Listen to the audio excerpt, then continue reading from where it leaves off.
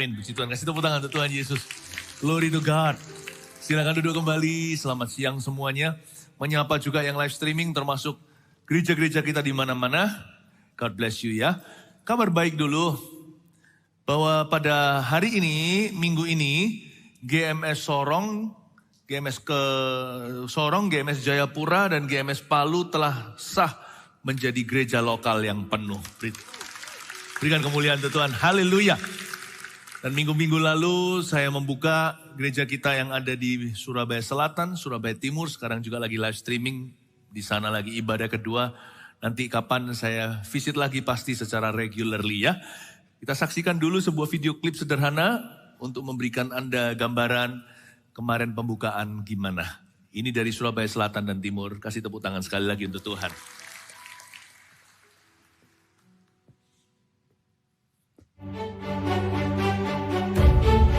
Tuhan mencintai orang-orang yang berdomisili di Surabaya Selatan ini. Makanya berdirinya gereja kita hari ini di sini adalah jawaban doa Anda dan jawaban doa kami semua.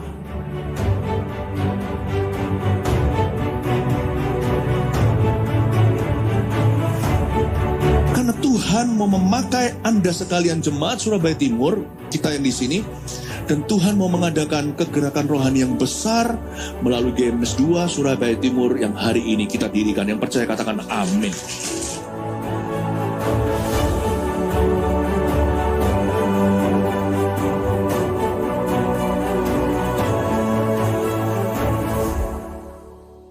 Haleluya, puji Tuhan.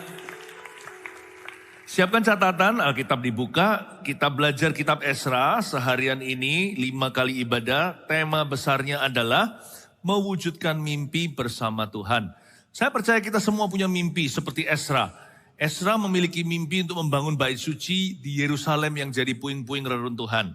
Gak hanya Esra, Esra dengan puluhan ribu orang yang lainnya. Mereka ingin melihat mimpi mereka menjadi kenyataan. Dan mereka rindu agar Tuhan dimuliakan lewat proyek mereka. Nah, Esra juga sama. Nah, hari ini sepanjang hari, beda-beda topiknya. Esra 1, 2, 3, 4, 5. Tadi 2 ibadah sudah lalu.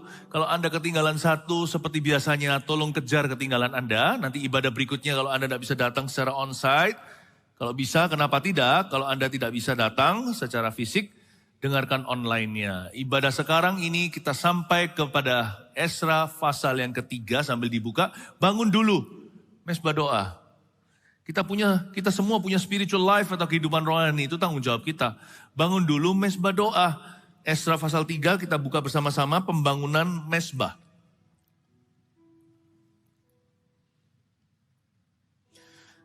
Ya, kita meluncur ya, total 13 ayat. Pembangunan mesbah ketika tiba bulan yang ke-7. Setelah orang Israel menetap di kota-kotanya. Maka serentak berkumpullah seluruh rakyat di Yerusalem. Ini di bulan yang ke-7 setelah orang Israel udah pindah loh ya. Mereka dari Babel atau Babilonia, cukup jauh, 1.500 km jauhnya. Butuh di atas kaki, berjalan kaki 4 bulan untuk ditempuh. Jadi mereka sekarang ceritanya sudah sampai ke tujuan, tapi gak ngapa-ngapain 7 bulan. Ngapain mereka? Ini Esra, saya bicara soal Esra dan kelompoknya. Pernah ada kloter-kloter sekian yang mereka datang, mereka gak berbuat apa-apa, gak berbuat sesuatu. Karena mereka itu, lupa kenapa mereka ada di tanah Israel lagi. Kita kan sering kali gitu ya. Dari orang berdosa yang patutnya masuk neraka, kita diselamatkan setelah masuk kerajaan Allah. Kita lupa kenapa kita ada di sini ya. Kenapa ya? Makanya diutuslah nabi-nabi seperti Nabi Hagai, Sakaria. Untuk ingatkan mereka, come on guys, kerja. Kerja buat Tuhan selalu manise. Jangan jadi orang Kristen biasa. Tapi kalau Esra gak gitu. Esra ini seorang hamba Tuhan. Esra itu seorang revivalist, orang pembawa kebangunan rohani. Dia tahu mengapa dia ada di situ. Jadi ketika tiba bulan yang ke-7 setelah orang Israel menetap di kota-kotanya. Sudah 7 bulan, mereka tidak berbuat sesuatu. Kalau Esra sih, bukannya dia tidak berbuat apa-apa.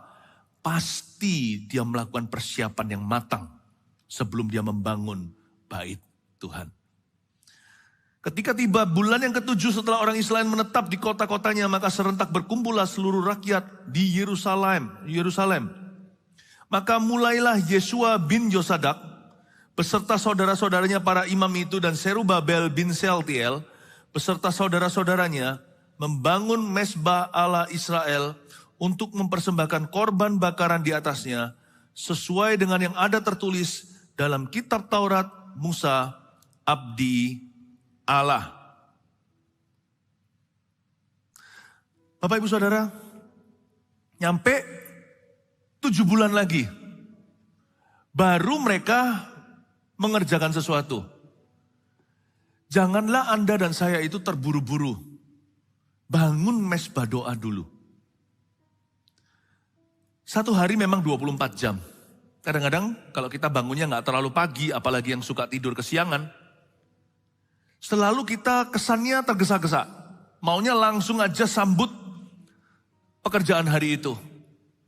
Bahkan kalau kita hari libur pun seperti hari Minggu misalkan, yang kita awal-awal langsung kecanduan adalah HP kita.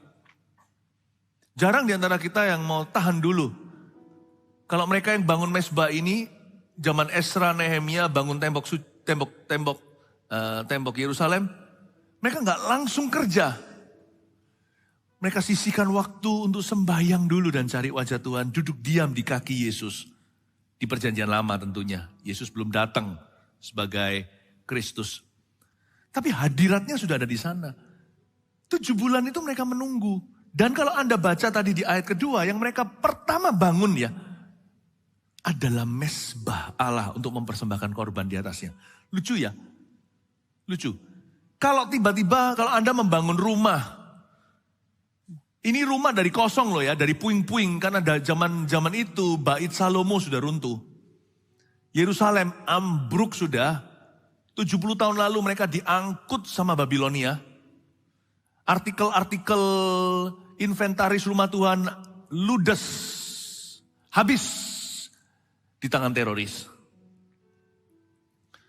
Jadi untuk membangun kembali Bait Suci, membangun Yerusalem, kenapa yang mereka pertama-tama bangun adalah mezbah? Salah menurut manusia. Kenapa? Kalau kita secara manusiawi datang ke sebuah kota kayak begitu, nah kita datang itu kan bawa bahan-bahan. Bahan bangunan lah, semen lah, aspal lah, segala lah. Belum lagi itu kan membawa barang-barangnya. Esra kan pulang nanti membawa barang-barang berharga dari bait Allah. Yang sekarang ada pada pengawasan Raja Persia.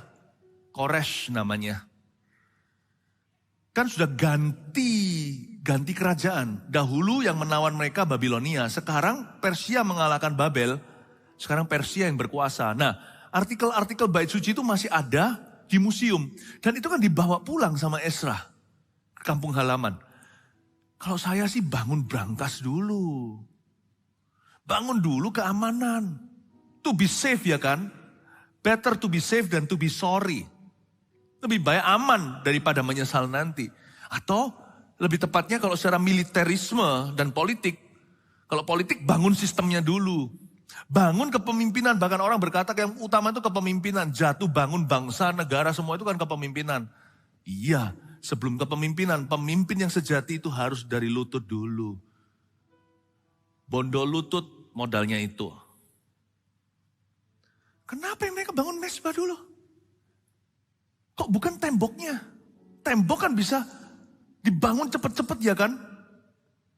Kan Esra bangun dulu Bait Suci baru nanti temboknya. Dan dari Bait Suci seluruh rumah itu yang dibangun mezbahnya dulu, coba bayangkan. Kalau Anda bangun rumah renovasi total misalnya, masa yang pertama-tama ada di situ meja, Anda pasti bangun sesuatu dulu, apanya pasang ininya dulu, ini. Perabot kan terakhir. Ini yang dimasukin bukan semua perabot, satu perabot saja, mezbah. Kalau manusia pikirannya secara militer dan security, keamanan, bangun temboknya. Tapi hari ini Esra ajari kita, mending kita adalah mezbah. Kita punya mezbah tanpa tembok. Daripada kita punya tembok tak punya mezbah. Jikalau bukan Tuhan yang membangun rumah, sia-sialah orang membangunnya. Jikalau orang bukan Tuhan yang menjaga kota, sia-sialah kita menjaganya, pengawal menjaganya hingga pagi. Sia-sialah engkau lembur sampai malam, bangun pagi-pagi subuh. Jikalau Tuhan tidak bekerja sama, mendingan saya punya mezbah tanpa tembok. Tuhan melindungi, tangan Tuhan yang tidak kelihatan, ada tentara yang invisible. Seperti yang Elisa minta kepada Tuhan untuk mencelikkan mata hambanya Gehazi. Untuk melihat bahwa yang menyertai mereka kalah banyaknya, yang menyertai mereka telah pergi, yang menyertai kita itu luar biasa. Mendingan saya punya mezbah tanpa tembok. Daripada saya punya tembok. Seperti hari ini banyak bangsa, negara dibangun di atas dasar kemewahan. Kehebatan, prosperity, kemakmuran tanpa Tuhan. Coba lihat dunia ini keliling kemana-mana runtuh selalu. They have the wall, they don't have the altar. Keluarga-keluarga yang punya wallnya, punya temboknya. Harta tak terhingga, 7 keturunan dah habis katanya. 7 keturunan memang dah habis hartanya, tapi 7 keturunan itu bisa habis semalam. Kemana mereka pergikan harta mereka? Hai kau orang bodoh, kata Tuhan pada orang kaya itu. Akan kau apakan hartamu yang menumpuk segunung itu? Tidak habis 7 keturunan, tapi 7 keturunanmu hari ini ku habiskan. Bisa apa? Saya mending punya mezbah daripada punya tembok. Kalau bisa punya dua-dua. Buktinya nanti Tuhan suruh Nehemia datang untuk membangun temboknya. Before anything, prayer is. Sebelum apa-apa, doa. 7 bulan Esra itu dari bulan ke-7. Bulan yang ke-7. Nanti kalau Anda baca di ayat 8 pada tahun yang kedua sesudah mereka sampai ke rumah Allah di Yerusalem dalam bulan yang kedua. Dimulailah Zerubabel, teman-teman memulai pekerjaan itu. Jadi dari bulan yang ke-7, bulan ke-7 itu bukan Juli ya. Bulan yang ke-7 sejak mereka datang, tergantung mereka datangnya bulan apa. Dan mereka datangnya bulan Februari, jadi 7 bulan kemudian ini ceritanya bulan September. Nanti April baru mereka datangkan tukang. Dari September sampai April, berapa bulan? 7 bulan, setengah tahun lebih 1 bulan. Isi mereka hanyalah doa puasa. Nggak heran apa yang mereka kerjakan berhasil. Saya nggak ajari kita untuk lelet. Saya tidak ajarkan kepada kita agar kita berdoa tidak tepat waktunya. Sudah waktunya kerja kok, cek clock masuk kok, berkata masih doa. Kalau Anda kurang waktu doa di tempat kerja, berdoalah sebelum Anda datang ke tempat kerja. Kalau Anda merasa kurang waktu karena kerjanya pagi, ya bangunlah subuh. Kalau Anda bangunnya subuh, misalnya zaman dulu sebelum pandemi, saya mesti jam berapa? Jam 4:30 sudah ada di airport, pagi. Ya saya doanya semalamnya supaya saya nggak bangun kepagian. Seperti Cinderella, sebelum jam 12 saya sudah ada di kamar dan saya ada di lutut saya. Atau mondar mandir saya mulai berjalan dan sembahyang. Atau saya mulai dengan membaca Alkitab saya tentunya dan agenda terbuka untuk mendengar suara Tuhan dan saya catatkan. Jangan beralasan, saya tidak ajarkan bahwa Alkitab tidak suruh kita untuk berdoa tidak tepat waktu. Alasan berdoa tapi nggak kerja.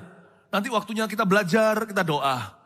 Waktunya kita doa, kita tidur. Waktunya kita tidur, kita begadang. Semua itu indah pada waktunya. Jangan sampai salah kaprah waktu itu. Jangan sampai tabrak-tabrakan. Tapi Bapak Ibu Saudara, kalau Anda kerjanya pagi, doa lebih subuh.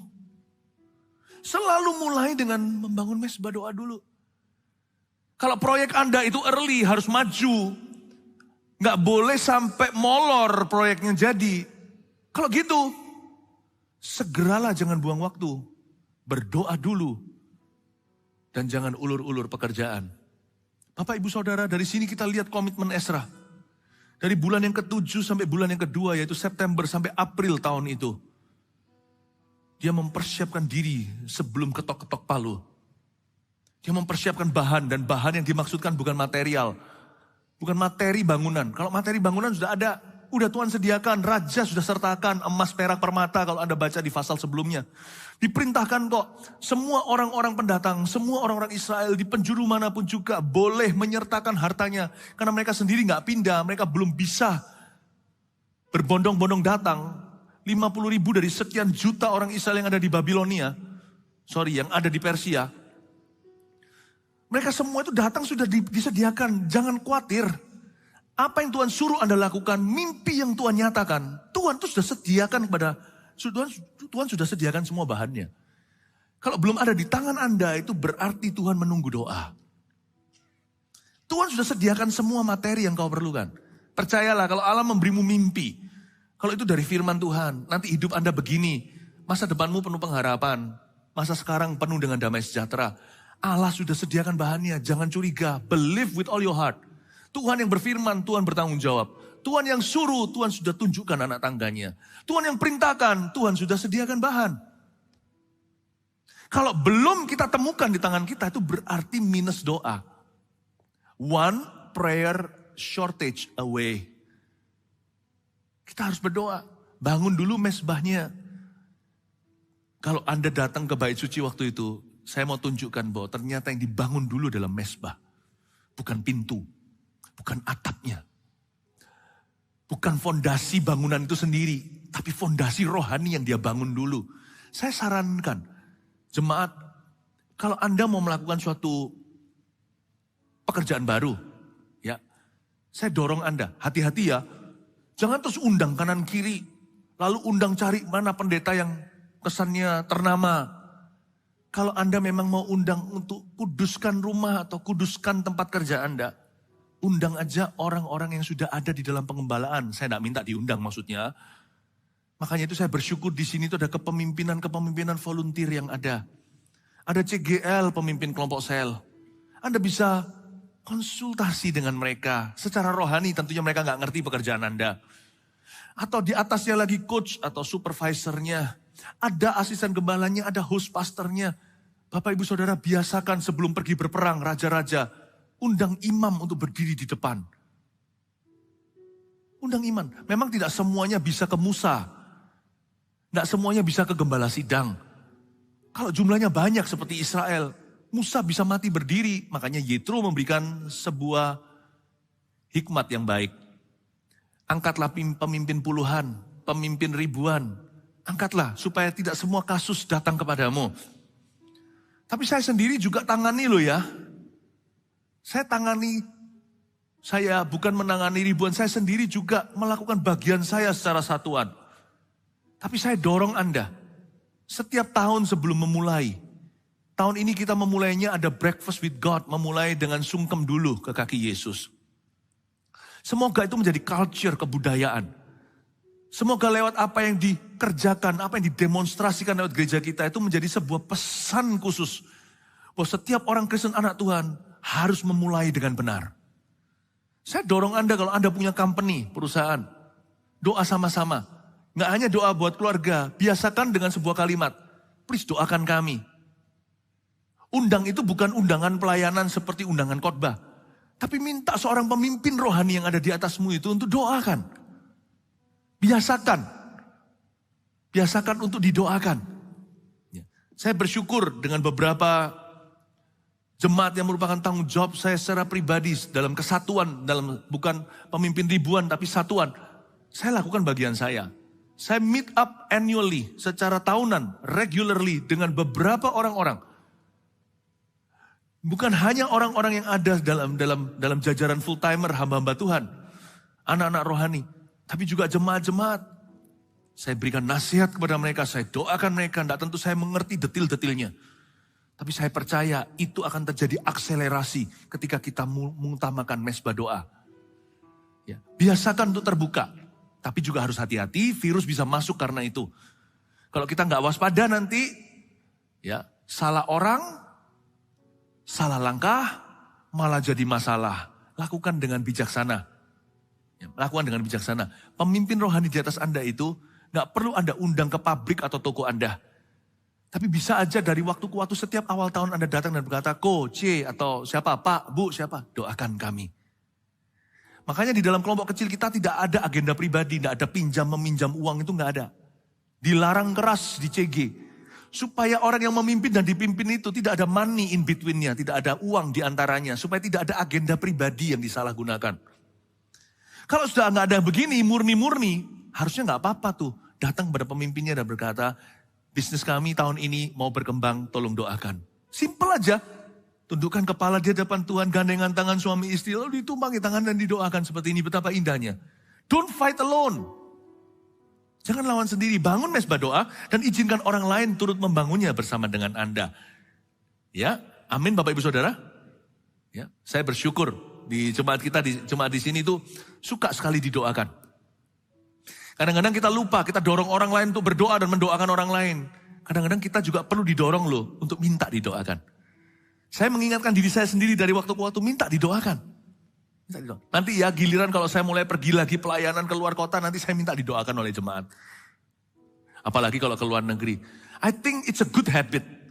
Membangun mezbah doa itu jangan bangun sendiri. Izinkan tangan orang lain membangun mezbahmu.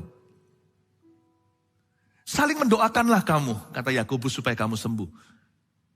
Orang yang terlalu defisit mendoakan orang lain, mintanya doakan saya yang kayak gitu. Kadang-kadang perlu dipecutin secara rohani dan berkata, ayo doakan orang lain juga. Yang begituan harus diingatkan sebaliknya. Jangan egois fokus pada diri sendiri. Lihat nanti ketika Anda mendoakan orang lain, mezbahmu sendiri akan dibangun oleh Tuhan. Carilah dahulu kerajaan sorga dan kebenarannya, segala sesuatu ditambahkan. Tapi kita yang seringkali pelayanan seperti Marta atau seperti si sulung di rumah bapaknya. Aku melayani terus, lama-lama burn out kan. Lama-lama kita merasa, aku dapat apa aku melayani Tuhan. Yang kayak gitu perlu belajar rendah hati. Termasuk saya sendiri. Untuk minta didoakan. Please pray for me. Coba belajar dari Paulus. Kenapa mezbah Paulus itu banyak korban bakarannya? Kenapa mezbah Paulus itu berhasil sekali? Karena Anda baca di suratnya, doakan aku supaya ketika aku membuka mulutku, rahasia Injil dinyatakan. Padahal dia sudah mahir berkhotbah, masih minta didoakan. Dalam keluarga kami ya, bangun mezbah khotbah papanya seperti ini. My preaching ministry atau pelayanan firman yang saya jalankan.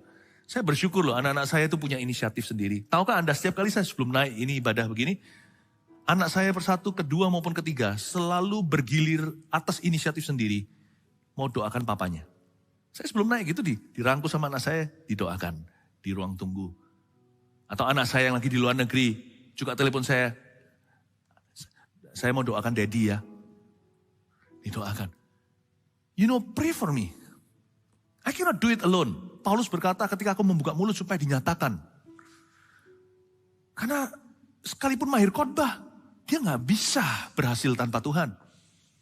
Dan dia juga minta supaya diluputkan dari orang-orang yang jahat. Dia minta juga, bukan karena dia takut mati, supaya dia tidak digagalkan misinya. Dia minta supaya dia itu diberikan kekuatan supaya jangan sampai mereka mendapat advantage atas pelayanannya. Lihat tuh, izinkan orang lain membangun mezbahmu. Termasuk bisnis Anda, belajar terbuka. Hati-hati, jangan terbuka yang salah. Ya, terbuka sembarangan. Ini diajak Nabi yang momo-huhu, yang gak ngerti itu siapa, yang gak jelas, GJ diundangi masuk. Waduh. Sebanyak di luar sana ada Nabi palsu juga, ada banyak gembala pandir. Be very careful. Tapi yang saya ajarkan bukan lihat orang. Yang saya ajarkan adalah terbuka untuk orang. Jangan hanya terbuka untuk Tuhan, terbuka untuk orang. Pray for us. Accountability untuk bisa menjawab. Untuk bisa mempertanggungjawabkan. Minta, pray for me. Ke depan itu ya, saya harap Anda lebih terbuka untuk dilayani. Jangan tertutup. Ya, baik itu dalam dunia bisnis pernikahan Anda. Tentunya tidak sembarangan atau sembrono. Tapi terbukalah. Karena pada orang terbuka, mezbah akan cepat didirikan. Amin Bapak Ibu Saudara. Kita lanjut lagi di ayat berikutnya. Ayat 3, mereka mendirikan mezbah itu di tempatnya semula. Sungguh pun mereka ketakutan terhadap penduduk negeri, lalu mereka mempersembahkan di atasnya korban bakaran kepada Tuhan. Korban bakaran waktu pagi dan waktu petang. Ya kan? Yang mereka bangun dalam mezbah dulu. Langkah nomor 1 bukan amankan, tapi mempersembahkan. Di atasnya korban bakaran, korban waktu pagi dan waktu petang. Itu yang mereka lakukan berbulan-bulan. Nah, ayat 3a Anda baca, mereka mendirikan mezbah itu di tempatnya semula. Betapa indahnya kaum Israel yang pulang kembali untuk membangun Yerusalem yang runtuh. Dibutuhkan courage, keberanian dan iman. Untuk membangun atau mendirikan mezbah itu kembali di tempat semula. Sebelum Anda bisa mewujudkan mimpi Anda harus urusi dulu trauma masa lalumu. Sebab mimpi dan trauma tidak bisa berjalan berdampingan. Seringkali ketika Tuhan mengeluarkan Anda dari mimpi buruk, Tuhan tidak tentu memberimu mimpi baru. Tuhan kasih Anda mimpi lama yang penuh dengan trauma untuk bangun kembali di sana. Saya nggak ajarkan bahwa kalau Anda punya pekerjaan itu merugi sampai merah terus. Dipertahankan dengan mimpi suatu saat pasti menguntungkan. Kadang-kadang langkah terbaik adalah cut off. Langkah terbaik kadang-kadang harus menutup cabang. Atau seringkali langkah yang tidak ideal, namun itu perlu sekali adalah Anda dari gerainya ada 7 menjadi 3. Supaya ramping daripada berdarah-darah, mendingan semuanya biru. Mulai dari situ. Saya nggak ajarkan bahwa selalu mendirikan mezbah di tempat yang semula itu sebagai orang yang bodoh dan keras kepala. Udah tahu salah diterusin. Ada orang yang gitu kan mentalitasnya udah terlanjur. Udah terlanjur. Ya apa boleh buat? Teruskan saja. Bisnis juga sama. Orang luar aja loh gak ada Roh Kudus tahu loh. Ini kalau kamu teruskan kamu bangkrut total. Gak apa-apa sudah. Sudah terlanjur jegur. Ya semuanya kita masukkan. Bukan itu, konteksnya bukan itu. Mereka mendirikan mezbah itu di tempat semulanya itu konteksnya seperti ini misalnya. Anda rasa pernikahan Anda susah. Ada banyak trauma.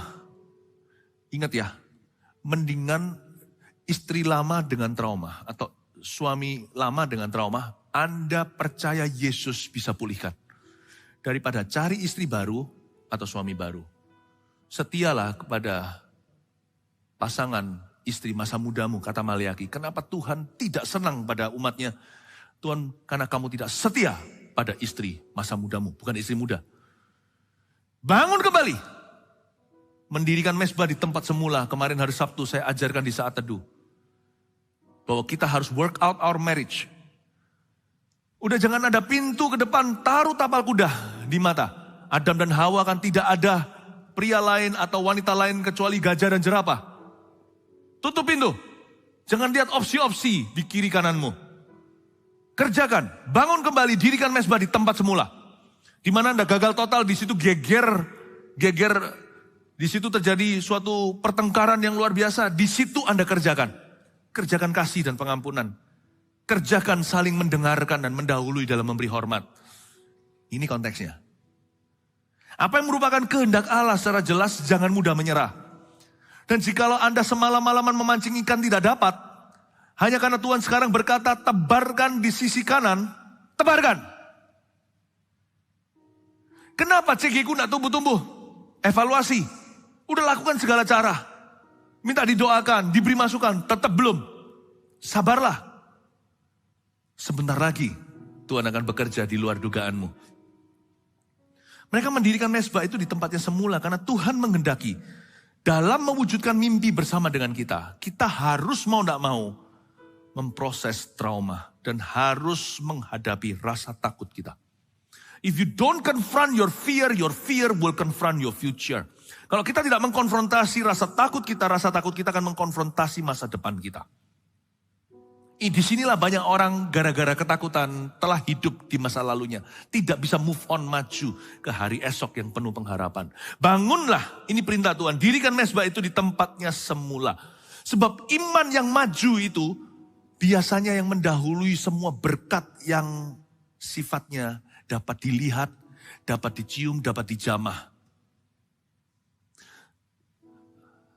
Semoga Anda bisa menangkap ini.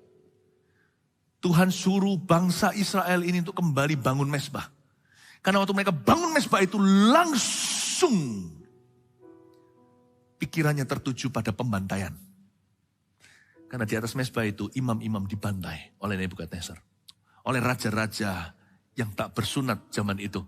Oleh raja-raja yang tak takut akan Allah. Di situ ada Antipas, ada apa.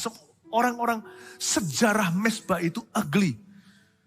Mereka langsung diingatkan semua traumanya, hancurnya bait suci.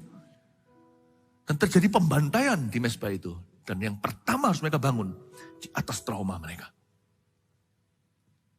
Trauma itu jangan diajak bicara. Dikonselingi percuma. Konselingi itu hanya setengah jalan. Membuat Anda didengarkan dan mendapat kekuatan untuk mengkonfrontasinya. Tapi Anda mau jalan-jalan forever di sana gak maju-maju ya bisa. Berapa banyak orang itu hanya ingin didengarkan. Dia tidak pernah ingin keluar dari masalah. Kalau Anda mau keluar dari masalah, satu saja jalannya. Faith, iman. Iman itu menyerbu, iman itu melawan, iman itu menyerang, iman itu maju. Iman itu nggak ngajak dialog setan, dia nggak berbicara dengan trauma, dia tidak menginterviewnya. Iman itu berkata, upon my trauma, di atas trauma ini, I will have faith in my God. Aku akan punya iman pada Tuhan. Dan iman yang kayak gitu adalah dasar yang kita harapkan, bukti yang tidak kita bukti dari segala sesuatu yang tidak kelihatan. Dalam bahasa Inggrisnya begini, coba saya terjemahkan. Faith, like this, precedes any materialized blessing. Iman kayak begini itu loh, yang biasanya mendahului berkat yang terlihat. Saya pakai kata materialize, materi. Karena iman kayak gini juga berkat. Iman itu berkat yang tidak kelihatan, dibutuhkan berkat yang tidak kelihatan untuk membuat berkat yang kelihatan nampak dan muncul ke permukaan. No healing. Tidak ada healing of the body, tidak ada kesembuhan pada badan kita. Sebelum kita belajar percaya bahwa Allah adalah Yehova Rafa. Dia adalah penyembuh kita. Iman pada yang tidak kelihatan itulah yang mewujudkan kesembuhan. Dan ketika bangsa Israel dihadapkan dengan trauma masa lalunya, Ezra dan kawan-kawannya bergetar. Dan mereka tahu kalau mereka bangun mezbah ini, seluruh neraka akan bangkit melawan.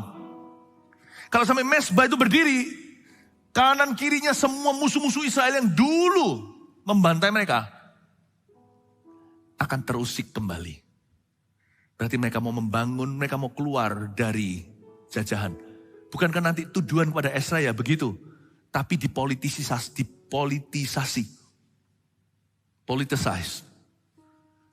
Mereka tidak mau memberontak, bukan di alam jasmani. Mereka mau memberontak di dalam alam rohani. Bukan memberontak melawan, bukan memberontak melawan.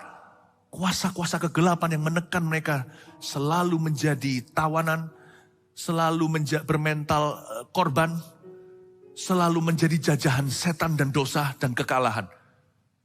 Seluruh setan bangkit. Pada waktu mezbah dibangun, wah musuh mulai berdatangan. Tahukah Anda? Kalau Anda mau menang, Anda harus lawan seluruh setan yang pernah mengalahkanmu.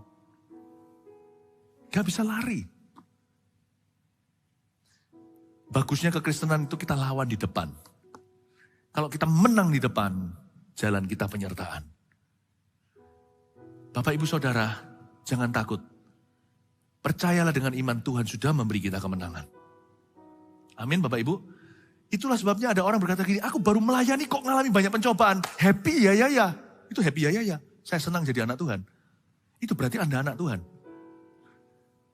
Saya nggak ajak kita untuk minta atau cari masalah ya. Enggak.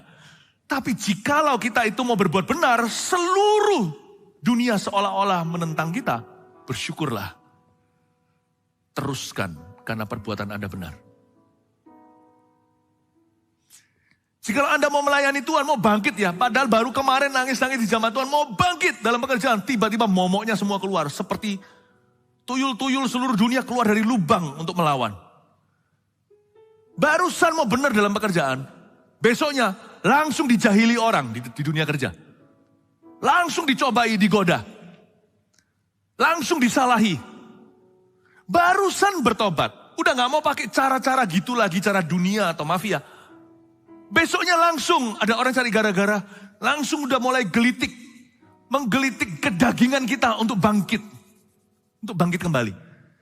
Bersyukurlah, berarti Anda membangun di tempat yang tepat. Kalau di tempat itu dikasih obat dan Anda bereaksi, bersyukurlah obatmu tepat sasaran. Banyak orang Kristen malah salah, juling rohani. Ketika dia mengalami masalah, dia salahkan Tuhan. Loh, sama dengan orang kalau divaksin. Vaksin sih juga seperti COVID gini kan gak bisa cerita. Karena masing-masing orang beda. Tapi jangan Anda keluhkan demamnya atau meriang-meriangnya setelah divaksin yang ke-1 atau kedua. Karena itu berarti bereaksi di tubuhmu. Sebentar lagi keluar antibody. Tapi yang gak bereaksi apa-apa ya juga tetap keluar kok ya. Kalau Anda mau berbuat benar, Anda mau taat sama firman, Anda mau hidup untuk Tuhan, mau melayani, mau hidup jujur, mau bisnisnya mulai hari ini sungguh-sungguh di dalam Kristus, gak mau pakai cara-cara gitu lagi, mau percaya Tuhan, mau percaya mujizat, baru percaya itu kesembuhan, lalu tiba-tiba kok yang dirasa di badan kok beda dengan iman. Semua bangkit melawan. bersyukurlah. Itu sumur mezbah, itu kan bentuknya bundar gitu. Mungkin di bawahnya sumur. Itu semua tongkar, semua roroja di dalam sana keluar semuanya gak enak. Sebab sebentar lagi seluruh sumur itu berubah jadi mezbah. Jangan Anda salahkan Tuhan. Itu berarti mezbah Anda mempan. Teruskan. Sebab semakin Anda jalan, mereka semakin lemah, Anda semakin kuat. Ya kan? Masa meriang terus? Setelah itu kan me-nya dihapus, tinggal riang gembira. Ya kan? Orang lain lemah, Anda kuat dan tetap sehat. Tidak kena wabah. Bapak Ibu Saudara, mereka akan berjalan makin lama makin kuat. Yang penting bangun mezbah doanya. Makin lama Anda akan makin kuat. Berjalan dalam rencana Allah. Jadi jangan pernah kita itu menghakimi Tuhan. Kalau kenyataannya beda setelah Anda berdoa. Justru bisa jadi loh ya, doa Anda kesampaian. Memang disambut dengan peperangan. Tapi ujungnya kan kemenangan. Tadi baru saya beritahu sama satu jemaat. Banyak berkat, banyak masalah, banyak berkat. Dia bilang, loh kok banyak masalah, banyak berkat. Saya bukan imani masalahmu. Saya tidak berkata banyak berkat, banyak masalah. Iya sih, orang kalau diberkati pasti banyak yang iri. Saya nggak berkata kalau Tuhan memberi berkat itu susah payah mengikuti. Bukan. Tapi kalau Anda mengalami masalah, lihatlah berkatnya. Banyak masalah, banyak berkat. Ujungnya kemenangan, bertahan. Jangan menyerah, bangun terus mezbah. Sekali orang itu berdoa, dia adalah pendoa. Seorang pendoa tidak akan menyerah. Seorang pendoa pasti berjalan makin lama makin kuat. Amin Bapak Ibu Saudara. Nah, saya akan tunjukkan caranya mereka. Caranya Ezra itu menguatkan diri dan orang-orang yang bersama dengan dia ayat 4. Setelah mezbah berdiri kan, mereka memberikan korban, mempersembahkan di atasnya korban bakaran, korban waktu pagi dan waktu petang, ayat 4. Mereka juga mengadakan hari raya Pondok Daun. Sesuai dengan yang ada tertulis, dan mempersembahkan roti, korban bakaran, hari demi hari menurut jumlah yang sesuai dengan peraturan. Yakni setiap hari menurut yang ditetapkan untuk hari itu. Dan sejak itu diadakanlah korban bakaran yang tetap. Juga korban bakaran pada bulan baru. Dan pada setiap hari raya yang kudus bagi Tuhan. Dan setiap kali orang mempersembahkan persembahan sukarela kepada Tuhan. Berhenti di sana sebentar. Anda lihat setelah mezbah berdiri, apa yang mereka lakukan? Memang ada korban-korban pada bulan baru lah, bulan khusus lah. Ngapain sih orang Israel mengadakan festival melulu? Sebenarnya bukan festival. Kita kemarin merayakan Natal kan bukan Natal, kita merayakan Kristus kan, arti Natal. Nah kalau Anda baca ini di ayat 4, mereka mengadakan satu festivity, mengadakan sebuah perayaan yang namanya perayaan Pondok Daun. Saya ulang lagi ayat 4, mereka juga mengadakan hari raya Pondok Daun.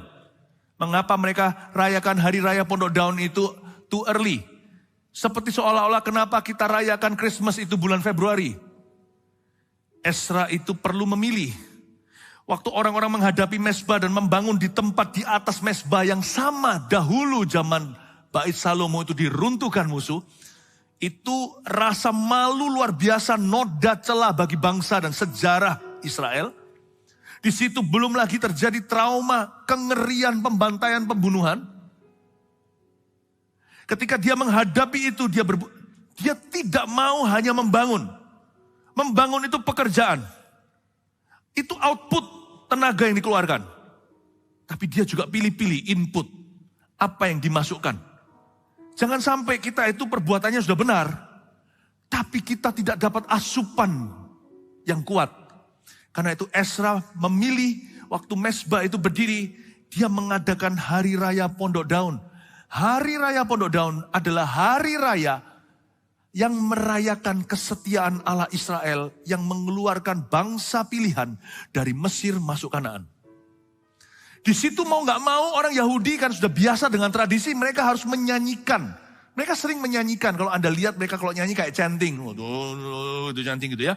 Itu sebenarnya menyanyikan firman. Mereka harus baca kitab-kitab Kejadian. Mereka harus baca dan mereka nyanyikan bagaimana cara Tuhan mengeluarkan bangsa Israel di tengah-tengah lautan. Bapak Ibu Saudara, pekerjaanmu mungkin sudah benar. Tapi mungkin kita kurang merenungkan firman. Kita lebih suka merenungkan masalah kita. Makanya susah berdoa. Masalah gak usah direnungkan, sudah ada. Renungkan janji Tuhan. Membangun mesbah doa itu tidak bisa hanya doa, output. Nanti keletihan. Banyak orang suka berdoa, ada seorang pernah ngomong begini sama saya. Orang Kristen, wah kalau saya doa bisa berjam-jam, baca Alkitab cuma 5 menit. Ya siap-siap KO waktu doa. Karena input menentukan output. Apa yang dikeluarkan harus seimbang dengan pemasukan. Di dalam ilmu ekonomi aja jelas kok, jikalau pemasukan Anda kalah dengan pengeluaran, siap-siap bangkrut total. Siap-siap hutang piutang. Gak bisa orang berkata, aku cuma bisa doa saja. Saya hanya doa sembahyang doang. Tapi kalau baca Alkitab gak ngerti-ngerti. Puji Tuhan gereja kita bukan timpang di satu. 50-50 mungkin juga susah. Kadang 60-40, 60-40, pokoknya kita itu seperti orang mengimbangi di atas tali begini. Berjalan keseimbangan. Gereja kita itu bukan hanya kuat firmannya atau dalam. Tapi kita kuat dalam kegerakan. Bahasa roh. Karunia-karunia, penjangkauan. Pemuritan. Nah, kalau kita kuat ini saja gak firman, kita jadi orang Kristen yang dangkal, nanti salah semua tindakannya. Tapi kalau kita hanya firman, pendalaman, kalau kita tidak ada kegerakan, kan cilaka kita jadi gereja yang fat boy, jadi gereja yang gemuk. Oh by the way, ibadah sebelumnya tadi, saya bahas nama-nama. Salah satu nama-nama orang yang pulang itu namanya adalah si gendut. Nanti Anda dengarkan sendiri di ibadah sebelumnya saya ada jelaskan. Tuhan pakai segala size orang. Tuhan cari orang yang mau, bukan cari orang yang cakep, bukan cari orang yang mampu. Ya? Nah kembali lagi. Nah, kalau kita terus firman-firman, tidak ada kegerakan, kita jadi fat boy. Kita jadi orang yang gemuk. Kolesterolan nanti gak sehat. Puji Tuhan ya, gereja kita gak begitu. Makanya itu sekarang Anda boleh curiga. Kalau saya kasih Anda pendalaman Alkitab hari ini, siap-siap hari Rabu KKR. Loh Pastor Philip kan kita masih dalam pandemi. Iya ngerti kan semuanya itu dengan protokol kesehatan dan juga online jika memang tidak mampu menjaga prokesnya. Rabu ini dicatat ya, di saat teduh nanti, apalagi untuk jemaat Gereja Mawar Sharon tercinta. Ini waktunya kita undang kanan kiri. Orang-orang untuk mendengarkan. Saat teduh besok hari Rabu, saya kasih judul, apa kata Alkitab tentang neraka. Kita KKR pertobatan dan keselamatan untuk orang yang mundur dari Tuhan, orang yang belum kenal Tuhan, yang belum percaya Tuhan. Saya berdoa, hari ini kita diisi, Rabu kita bergerak. Dan nanti minggu-minggu berikutnya, hari-hari setelahnya, gereja akan terus dibuka untuk orang-orang yang mau dibaptis. Bawa mereka datang ke rumah Tuhan. Kasih tepuk tangan untuk Tuhan Yesus. Itu. Mereka itu merayakan hari raya Pondok Daun. Daripada bengong melulu, bangun-bangun mesbah, orang manusia itu cenderung hilang visi soalnya. Makanya itu hati-hati gunakan telingamu, hati-hati gunakan matamu. Panca indera itu harus hati-hati digunakan. Apa yang masuk ke dalam Anda sebagai asupan, disengaja atau tidak, please be selective. Please pilih-pilih. Saya tidak dengarkan semua orang terus terang. Saya dengarkan beberapa orang. Saya tidak lihat segala sesuatu. Ada hal tertentu yang saya abaikan kalau hal itu bukan prinsip. Karena apa yang masuk pada saya itu berharga karena saya bait Allah.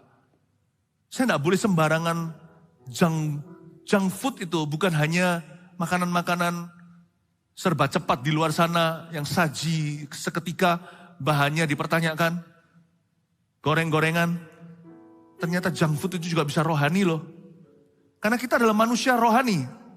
Kita itu punya alam roh di dalam diri kita. Apapun yang masuk pada kita, baik itu kata-kata orang yang kita renungkan, atau segala sesuatu yang kita permasalahkan, itu semua akan jadi junk food atau real food. Tergantung kita pilih yang mana. Jangan sembarang masuk asupan. Karena itu Esra menentukan, kita rayakan aja daripada bengong, daripada gosip. Kita rayakan hari raya Pondok Daun. Mulut kita nyanyi, cerita-cerita, sharing-sharing isinya tentang perbuatan Allah yang ajaib. Mereka belum mengalami perbuatan ajaib, kecuali dilindungi sama Tuhan. Mereka belum melihat demonstrasi seperti Musa membelah Laut Merah. Tapi mereka menceritakan mujizat yang dialami oleh orang lain dan nenek moyang mereka. Kalau orang lain ditolong kami juga. Lihat itu, iman mulai membual. Ternyata mesbah doa itu bukan gedungnya, tapi spirit orangnya. Gak usah renovasi ruang doa Anda. Tidak menggaransi doa Anda terjawab. Semua tergantung kemauanmu. Bapak, Ibu, Saudara, jemaat yang tercinta, rayakan Hari Raya Pondok Daud di sini mengajari kepada kita untuk merenungkan perbuatannya yang ajaib. Sekalipun Anda sendiri belum mengalaminya. Pengakuan iman itu penting sekali. Jangan batalkan doa setelah amin lalu habis itu bicaranya berlawanan. Pengakuan firman. Aku percaya, doaku tadi didengar. Orang yang paling kasihan adalah orang begini, setelah doa sungguh-sungguh amin. Lalu tanya, didengar gak ya? Lah, kalau Anda bilang amin berarti Anda sudah setuju itu didengar. Kalau enggak, dibuka aja doanya. Tuhan, aku berdoa gini dalam nama Yesus. Udah, jangan diamini. Supaya bisa tanya, didengar gak ya? Kalau Anda berkata amin, dia ya dan amin. Kata amin itu hear. Kalau orang-orang London, orang-orang British ngomongnya gitu kan. Kalau ada orang bicara gitu, misalnya apalagi kalau di parlemennya, nanti mereka mengerti. Mereka kan semua berdiri berkata hear. Hear itu mendengar. Aneh sih. Bahasa Inggrisnya British kan. Hear. Bukan hear di sini, hear dengar maksudnya. Hear. Orang yang berkata amin itu berarti ngaku bahwa Tuhan sudah berkata hear. Jangan diaminin doanya. Please jangan diaminkan. Tapi kalau belum diaminkan, jangan keluar dari ruang doanya. Jadi Anda punya pilihan. Mau keluar dari ruang doa, cepat aminkan. Hear. Nah, mereka itu merayakan Pondok Daun. Menyanyikan tentang pekerjaan dan perbuatan Allah. Itu penting. Pengakuan iman. Setelah doa berkata, amin. Dia berkata, aku tahu. Sekarang di zaman Esra sekalipun beda dengan Musa. Di zamanku, kami akan melihat sekali lagi Allah Israel mendemonstrasikan kuasanya. Kami akan berhasil membangun mezbah ini, sungguhan. Dan nanti kemudian hari Nehemia membangun temboknya, kami akan berhasil membangun kota suci. Sungguhan kan? Dibangun. Kalau tidak ada mereka, tidak ada Yerusalem sekarang ini Anda lihat. Setelah itu zaman Yesus, ya kan? Oh haleluya Tuhan. Ayat 6, sejak hari pertama bulan yang ke-7 mereka mulai mempersembahkan korban kepada Tuhan. Namun dasar bait suci belum juga diletakkan. Jadi dasar bait suci belum diletakkan ya. Lalu mereka memberikan uang kepada tukang kayu dan tukang batu. Sedang kepada orang Sidon dan Tirus makanan dan minuman dan minyak. Supaya orang-orang itu membawa kayu aras dan Libanon sampai ke laut dekat Yafo. Seperti yang telah diizinkan kepada mereka oleh Kores, Raja negeri Persia. Mereka itu membawa kayu aras dari Libanon. Libanon itu dulu temannya Israel. Tapi sekarang dalam sejarah modern menjadi sarangnya Hizbullah. Dari sana roket-roket ke Israel diluncurkan. Sebenarnya di Libanon itu harusnya banyak, zaman dulu mestinya ya, juga banyak orang Kristen, tapi sekarang mungkin udah beda. Sampai ke laut yang dekat Yafo. Yafo itu di Tel Aviv hari ini. Yafo, Yope, tempatnya juga Petrus diutus ke sana untuk ketemu. Lalu habis itu dari situ juga ada ceritanya Yunus itu di daerah situ. Yafet, Tel Aviv, negara kota modern di Israel sekarang yang sebenarnya sangat-sangat ateis.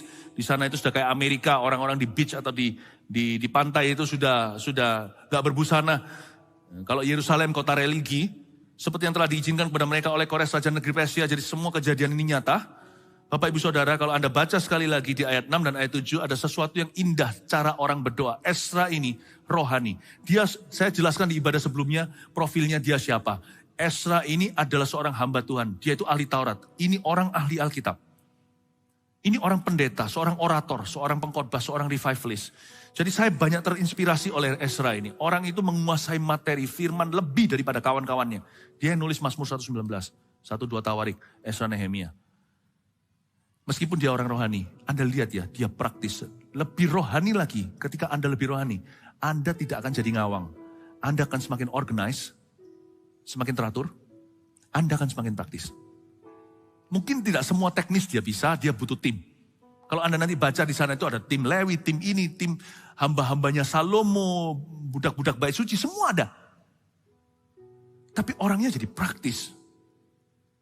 Coba saya tunjukkan ayat 6. Sejak hari pertama bulan yang ke-7 mereka mulai mempersembahkan korban bakaran kepada Tuhan. Mereka mulai mempersembahkan korban, namun dasar bait suci belum juga diletakkan, belum ya. Lalu mereka memberikan uang kepada tukang batu dan tukang kayu. Ini yang saya sebut follow up atau follow through. Bukan hanya orang yang bisa berdoa tapi bisa mengeksekusi rencananya.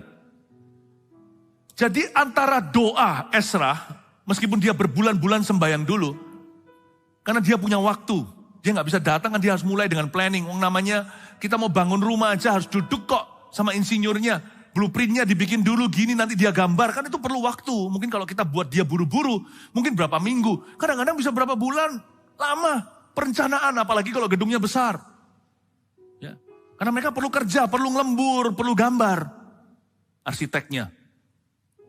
Nah, Bapak Ibu Saudara, Ezra ini datang masih bisa sembahyang karena dia masih dalam taraf perencanaan. Tetapi pada waktu dia sudah waktunya kerja, Anda lihat. Memang dasar bait suci belum terbangun. Tapi langsung setelah doa itu, dalam spirit doa, mereka memberikan uang pada tukang batu dan tukang kayu. Karena kayu arasnya telah tiba dari Libanon. Kayu aras itu terkenal dari Libanon situ. Bangun bait suci dulu juga pakai kayu yang sama. Itu kayu yang tahan lama. Kayu aras, Libanon. Itu mahal. Nah kayunya udah datang. Jadi buat apa dia tunda? Orang berdoa itu tahu momentumnya. Ketika dia berdoa, sedang berdoa, dalam doa, dia langsung aturkan tukang batu, tukang kayu, semua sudah di-hire atau sudah disewa. Dia kasih uang ke sini bangunannya dan uang ke situ untuk bangun yang itu. Bapak Ibu Saudara, doa dan kerja, catat ini, bisa paralel. Bisa paralel. Bisa paralel. Makanya ada kata, in him we live and move and have our being. Dalam Kristus, dalam Dia kami hidup bergerak. Dan kami hidup bergerak di dalam Dia. Berarti bisa paralel. Kabar baik. Anda tidak perlu meninggalkan tempat kerja Anda. Ketika ada kebutuhan doa, Anda bisa berseru di hatimu. Puji syukur pada Tuhan, Anda bisa berseru dan berkata, Tuhan tolonglah aku, doa sesederhana itu pun didengarkan oleh Roh Kudus. Bisa paralel kerja. Kalau saya lihat di ayat-ayat ini, saya melihat dunia kerjanya itu sangat-sangat, udah dimulai. Kita lihat ayat 8 pada tahun yang kedua sesudah mereka sampai ke rumah Allah di Yerusalem dalam bulan yang kedua. Yaitu di bulan April waktu itu maka Serubabel bin Sealtiel dan Yesua bin Yosadak beserta saudara-saudara mereka yang lain, yakni para imam dan orang Lewi. Dan semua orang yang pulang ke Yerusalem dari tempat tawanan memulai pekerjaan itu. Mereka menugaskan orang-orang Lewi yang berumur 20 tahun ke atas untuk mengawasi pekerjaan membangun rumah Tuhan. Interesting, sangat menarik sekali. Di ayat 8 mereka menugaskan orang-orang Lewi yang umur 20 tahun ke atas. Di zaman Musa, orang Lewi tidak boleh berfungsi sebelum umur 40. Siapa yang mengubah peraturan ini? Sekarang orang Lewi bisa dipekerjakan yang berumur 20 tahun. Ezra. Ezra terinspirasi oleh siapa? Yang mengubah peraturan Musa. Karena ini bukan firman Allah tetapi kebijakan pemerintah. 40 tahun orang Lewi baru bisa berfungsi. Diganti sama Daud. Seorang anak muda yang jadi raja dan cinta anak-anak muda. Saya mau menekankan satu poin Bapak Ibu Saudara. Kenapa ada orang tua doa gak dijawab-jawab? Karena dia gagal percaya sama anak muda. Dibutuhkan visi orang muda untuk menggenapi mimpi orang tua. Jangan-jangan doamu tidak dijawab. Karena Anda tidak menyadari bahwa jawabannya adalah anak-anak muda yang ada di rumah Anda. Ya kan? Ada orang tua yang berkata, kenapa aku tidak dijawab-jawab? Satu sisi dia percaya dan berdoa agar Petrus keluar dari penjara.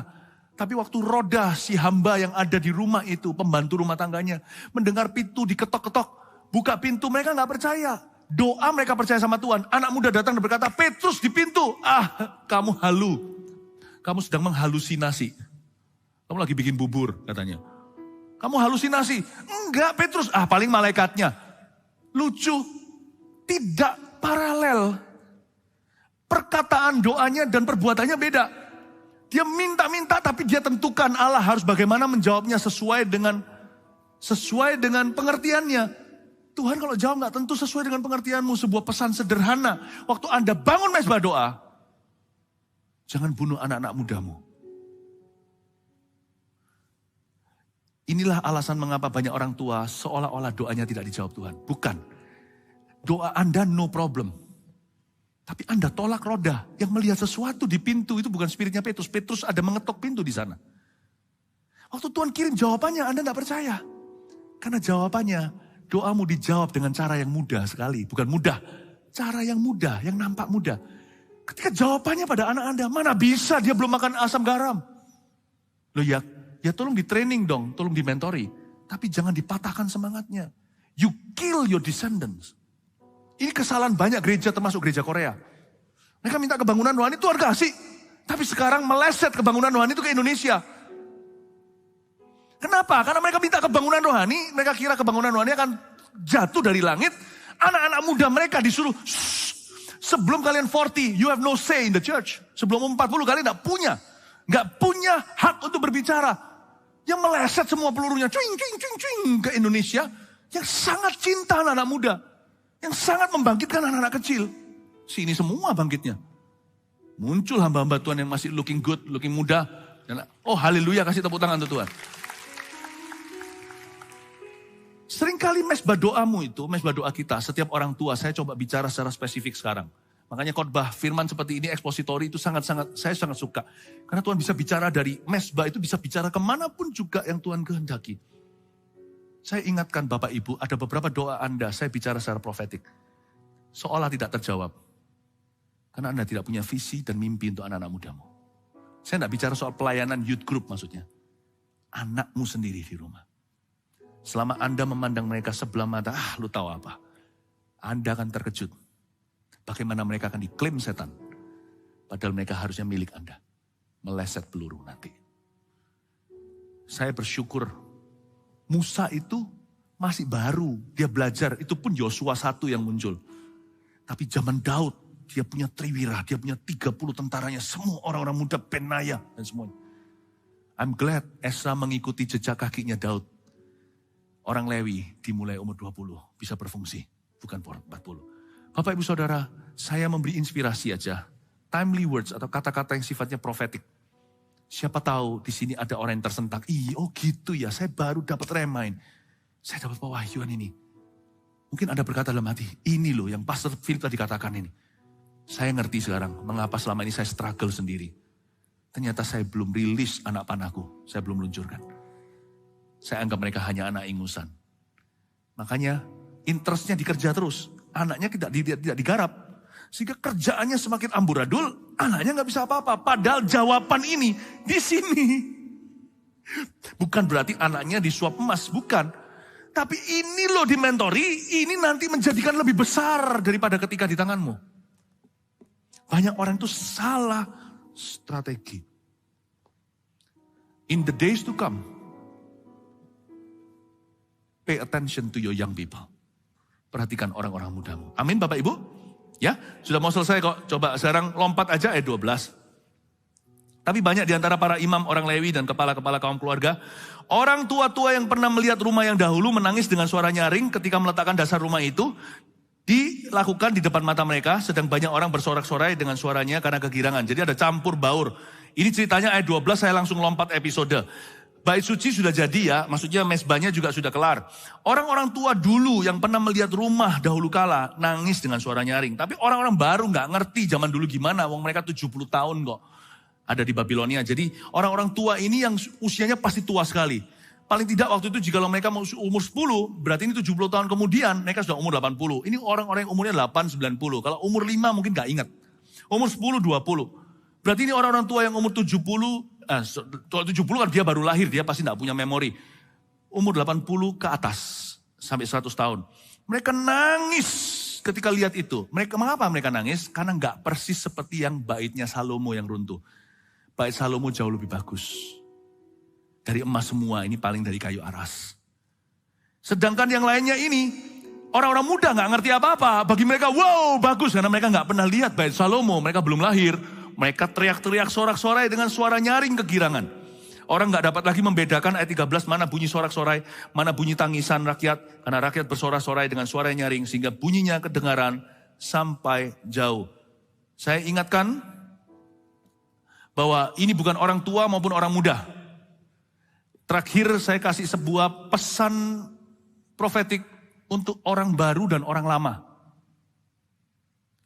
Karena ini bukan masalah usia, orang tua atau orang-orang muda. Tadi sudah saya jelaskan, mesbah doa orang tua itu pasti nanti jawabannya di anak mudanya sebagian besar.